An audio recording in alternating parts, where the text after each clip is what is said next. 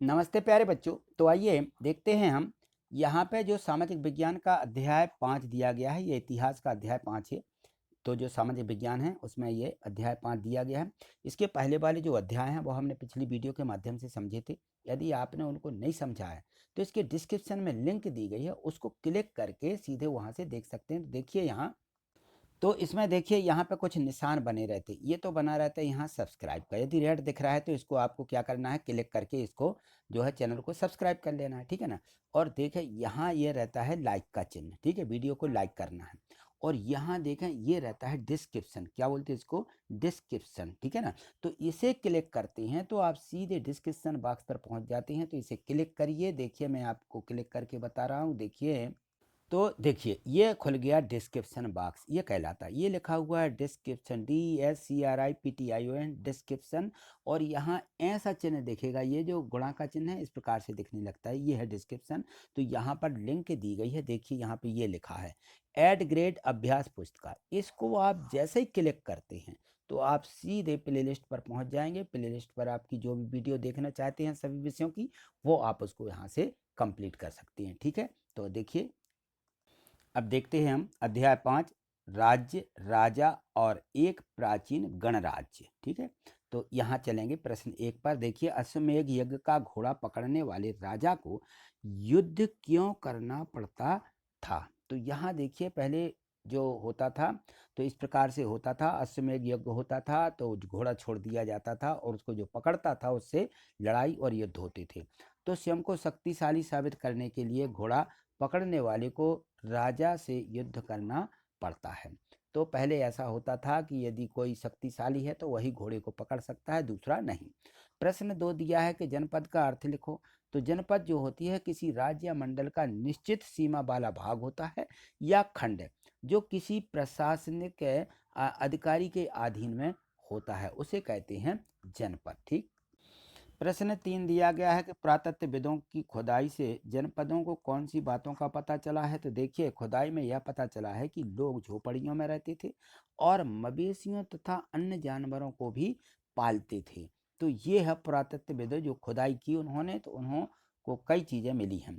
यहाँ देखिए धूसर पात्र का चित्र बनाना है, ये धूसर पात्र है, ये आपको इस प्रकार से चित्र बना देना है। ये पहले जो था चमड़े का बनता था, ठीक है ना, ये धूसर पात्र। तो ये इसको हम बोलते हैं धूसर पात्र, क्यों, क्योंकि इसमें ढेर सारा पानी भर जाता है, ठीक। तो इसके द्वारा सिंचाई भी होती थी। तो ये चित्र आप इस प्रकार से बना लीजिए, ठीक है। चलिए आगे देखिए। प्रश्न 5 दिया है कि महाजनपद किसे कहती थी। प्रमुख महाजनपदों के नाम लिखिए। तो देखिए महाजनपद प्राचीन भारत में राज्य या प्रशासनिक इकाइयों को कहती थी। उत्तर वैदिक काल में कुछ जनपदों का उल्लेख भी मिलता है। काशी और अवंती महाजनपद के उदाहरण भी हैं यहाँ पर, ठीक। प्रश्न 6 दिया है कि महाजनपदों के राजा कर क्यों वसूलने लगे थे। तो महाजनपद के राजा उपहारों पर निर्भर नहीं रहते थे, इसलिए वे कर वसूलते थे। मगध साम्राज्य के कुछ प्रशासकों के नाम लिखिए। तो मगध साम्राज्य के जो प्रशासक थे वो थे बिंबिसार, अजातशत्रु, उदयभिद्र, अनिरुद्ध, मुंडादर्शक तथा नागदर्शक, ये थे मगध साम्राज्य के ये शासक, ठीक।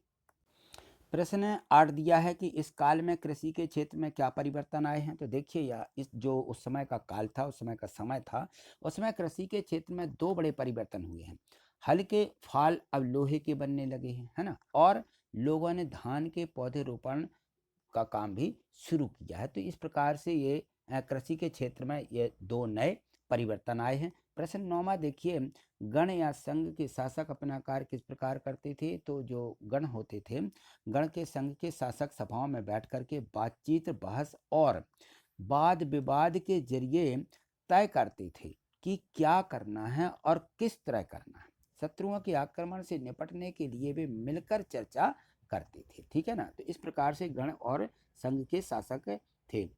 प्रश्न 10वां देखिए, प्रश्न 10 दिया गया है, इसमें है कि मगध के नजदीक कौन सा राज्य था व उसकी राजधानी क्या थी। तो मगध जो थे महाजनपद की सीमा उत्तर भागों में गंगा से दक्षिण में विंध्य पर्वत तक की, पूर्व में चंपा से पश्चिम में सोन नदी तक ये पूरा विस्तृत था।